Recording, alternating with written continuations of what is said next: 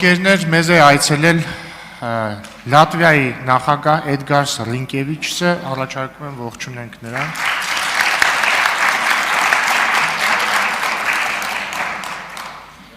Արծվիկ Մինասյան։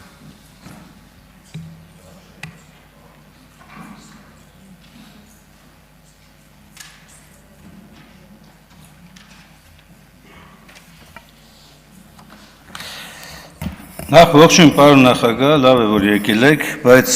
լավ է որ Հայաստան եք եկել, բայց դուք գիտեք նաև որ Հայաստանում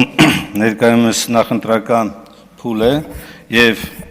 այսօրվա իշխանությունը, որ խոսում է այդքան օտարերկրյա աջակցությունը բացառելու մասին, բացահայտ այս օրերին հենց ուղիղ թիրախավորված իր աջակցությունն էր բերում, Հայաստանին չի աջակցությունը, Հայաստանում գործող իշխանության աջակցությունն է։ Սա իգիտություն եւ բոլորը իմանան, թե ինչպես է հերթական անգամ իշխող քաղաքացիական պայմանագիրը Նիկոլ Փաշինյանի գլխավորությամբ օգտագործում օտարերկրյա ուժերը սեփական աթոռ եւ իշխանությունը պահելու համար։ Իդեպ, սիրելի հայրենակիցներ, այս ուժը, քաղաքացիական պայմանագիրը, 8 տարի է, ինչ ասել է Հայաստանի անվտանգության մասին, ձեր բարեկեցության մասին, մեր երկրի ապագայի մասին, գլխի վրա շուռ տված իրականություն է դարձրել։ Նույնը վերաբերելու է նաև այսպես կոչված հնարավոր ադրբեջանական համայնքի վերադարձին։ Չհավատակ, Այն ինչ որ այստեղից հաստատում են իրենք, որ այդպիսի բան չկա, այդ խոսքերին չհավատակ։ Նրանք ասում էին, հիշում եք երևի, առաջին անգամ, երբ որ մենք ասում ենք Արցախի ուրացումը դավաճանություն, այստեղ ինչ մի հատ կռիվ սկսեցիք։ Ելաք նույնիսկ վիրավորեցիք, թե ոնց կարող եք դուք իշխող քաղաքական ուժի որևէ ներկայացուցիչի ընդհանրապես կասկածել Արցախը հայկական լինելու մեջ, ոնց կարող եք դուք այդպիսի բան անել, հիմա ինչ ուրանալ, ինչ մոռանալ, անցյալը ամբողջությամբ ջրել, ամբողջությամբ ոտնատակ տալ հերոսական ազատագրումները, այդ դուք եք, ես ուզում եմ իշես շատ չի անցել, չէ, կարող եք հետ տալ, փառք Աստծո, հիմա բոլոր հնարավորությունները կա, այս ամբյոնից, ինչ կուրս կծեծելով էիք վիրավորում, մեղադրում, բոլոր են անձանց, ովքեր ձեզ ասում են, ախր դուք Արցախի հանձնումից զատ Հայաստանի վրա թշնամական գործողություններով տարածքներ եք հանձնում։ Թուրքասիրությունը, որ այս ամբյոնից հորդես դրանից հետո, ադրբեջանասիրությունը, ալիևասիրությունը, ինչի մասին էր վկայում, ձեր բոլոր սկզբնական խոսքերի, հերքումների, ուղիղ հակառակը անելու, կամ այլ դրվագ, մենք ժողովրդի վրա չենք կարող ուժ կիրառել, բարհա, բաներ են, նռնակներ են նետում ժողովրդի վրա, օրը ցերեկով, այդքանից հետո մի հատ էլ աբեկցության մեջ են մեղադրում այդ ժողովրդին կամ շարժման մասնակիցներին, ասել եմ, կրկնում եմ, գլխավոր խառնակիչը,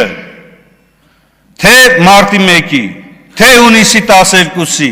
և թե առհասարակ 2000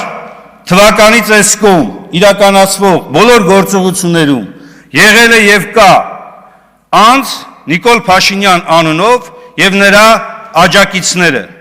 գլխավոր խառնակիչները, որոնք որ բերել են մեր երկրում ամենասարսափելի իրավիճակը, ստիպելով, մղելով բազմաթիվ մարդկանց իրականացնելու նաև հակաիրավական գործողություններ։ Իդեպ նույնը կարող է ասել հոկտեմբեր 27-ի մասով, շատ է, անընդհատ շատ է խոսում այդ մասին էլի, բայց ձեր մտքով երբեք չի անցել, որ կարող է հանկարծ նույն հոկտեմբերի 27-ի կազմակերպիչը, ավելի ճիշտ հրահրողը, օտարերկրյա այնպիսի ծառայություններ են եղել, որոնք ձեր իսկ վկայակոչմամբ հատուկ ուզեցել են Հայաստանում ազգային պաշտպանության դիրքերում հանդես եկող տեսակետները ջարդեն ու ավիրեն։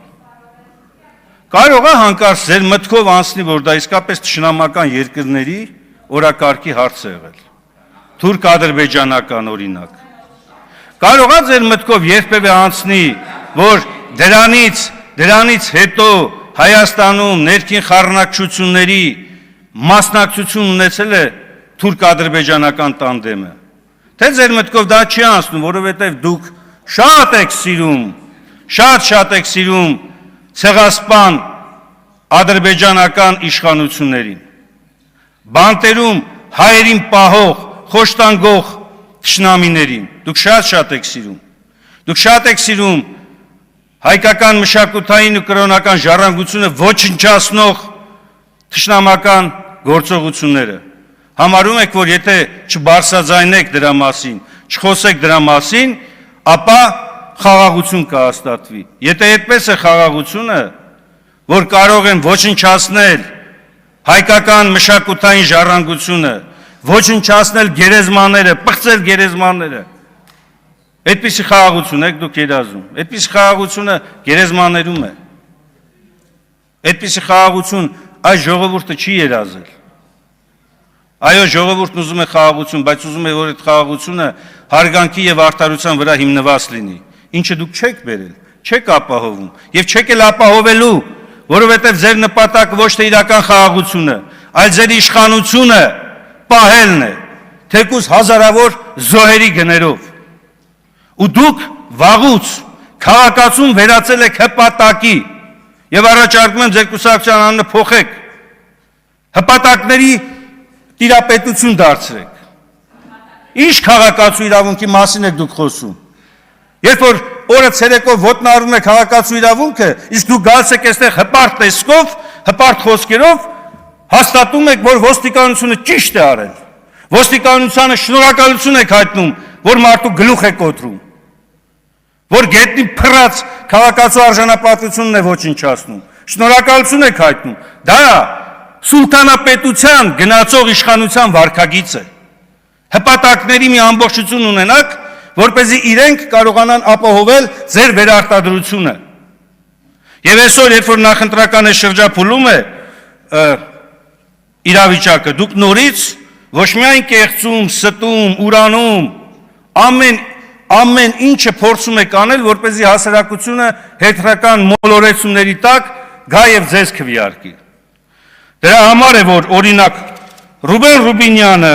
ծանոթ լինելով ԵՀԿ քարտուղարության պետական սահմանների սահմանազատում եւ սահմանագծում հրատապ հարցեր եւ լուսման ուղիներ 2017 թվականի փաստաթղթին, որտեղ ասում է, թե ինչ սկզբունքներ պետք է գնա, այստեղից ձեռ է առնում, ասում է սարեր ձորերով բաժանման սկզբունք են ասում, էթնիկական, դրանք այդ սկզբունքները այստեղ փաստաթղթում են, պարոն Ռուբինյան,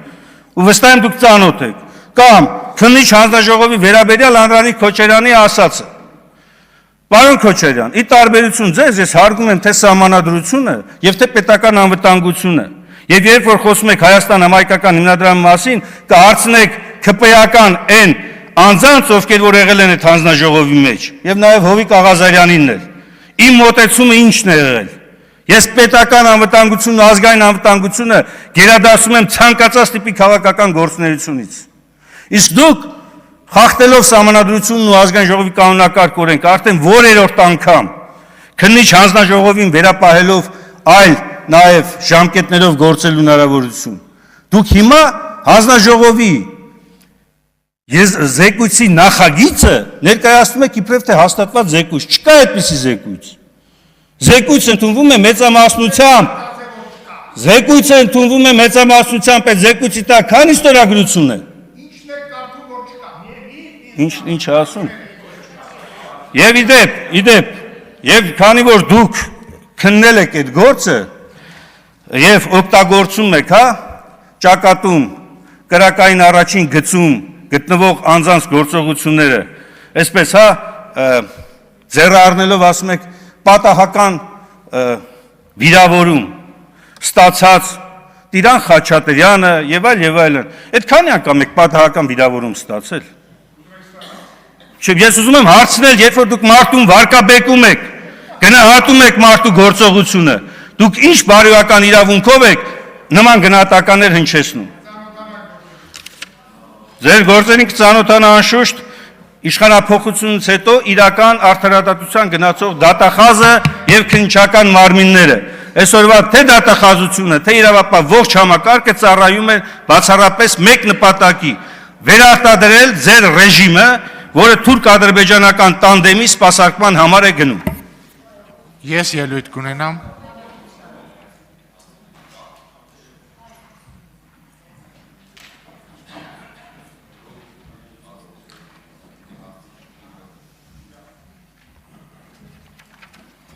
Հարգելի գործընկերներ, պարոն Մինասյան, ես ճիշտ լսեցի, որ դուք